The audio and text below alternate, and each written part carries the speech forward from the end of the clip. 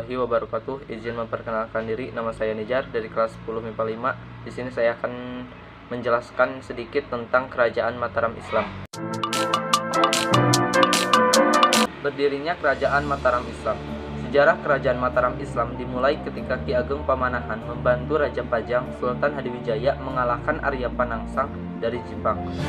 Atas jasanya, Ki Ageng Pamanahan dianugerahi wilayah tanah di hutan Mentau atau yang sekarang dikenal dengan Kota Gede Yogyakarta.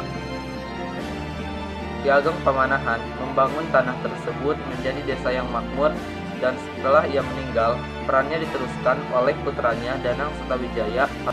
Setelah itu, Sutawijaya mulai memberontak pada Pajang yang masih dipimpin oleh Sultan Hadiwijaya. Pertempuran antara Pajang dan Mataram berhasil dimenangkan oleh Sutawijaya. Setelah Sultan Hadiwijaya sakit dan akhirnya wafat, Sutawijaya mendirikan Kesultanan Mataram. Kehidupan politik Kerajaan Mataram Islam. Sebagai pendiri dan raja pertama Kerajaan Mataram Islam, Sutawijaya menghadapi banyak rintangan, terutama dari bupati di pantai utara Jawa yang dulunya tunduk kepada Pajang.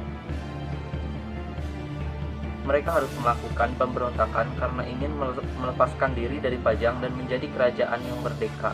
Kendati demikian, Sutawijaya tetap berhasil melakukan perluasan wilayah hingga berhasil menduduki seluruh wilayah Jawa Tengah dan Jawa Timur. Kesultanan Mataram mencapai puncak kejayaan pada masa pemerintahan Sultan Agung pada tahun 1613 sampai 1645 Masehi. Di bawah kekuasaannya, Mataram sempat beberapa kali melakukan penyerangan ke Batavia untuk memerangi VOC.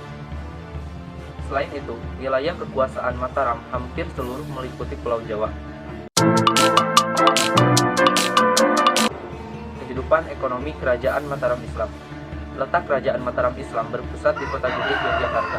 Karena posisinya berada di pedalaman, kerajaan ini menggantungkan perekonomiannya pada hasil pertanian.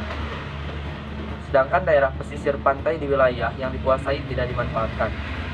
Dengan mengandalkan pertanian, Mataram melakukan penaklukan ke beberapa kerajaan di Jawa Timur dan Jawa Barat. Penarikan upeti dari wilayah-wilayah kekuasaan penghasil beras membuat perekonomiannya berkembang dengan cepat. Keruntuhan Kerajaan Mataram Islam. Keruntuhan Mataram dimulai setelah Sultan Agung wafat dan tahta kerajaan jatuh ke tangan Amangkurat I. Amangkurat I memiliki sifat yang bertolak belakang dengan sang ayah, bahkan disebut sebagai raja yang bengis. Setelah tragedi demi tragedi terjadi, rakyat mulai takut dan terbentuk sikap antipati.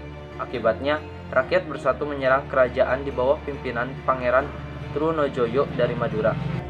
Dalam serangan itu, Amangkurat I wafat dan putra mahkota meminta dukungan VOC untuk membubarkan pasukan Trunojoyo. Dengan bantuan VOC, putra mahkota pun berhasil menyingkirkan Trunojoyo.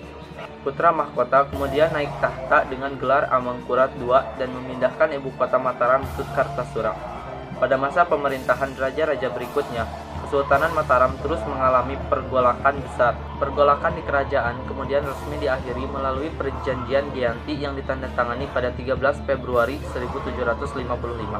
Dalam kesepakatan tersebut, Kesultanan Mataram dibagi menjadi dua kekuasaan, yaitu Nagari Kesultanan Ngayogyakarta dan Nagari Kesultanan Surakarta.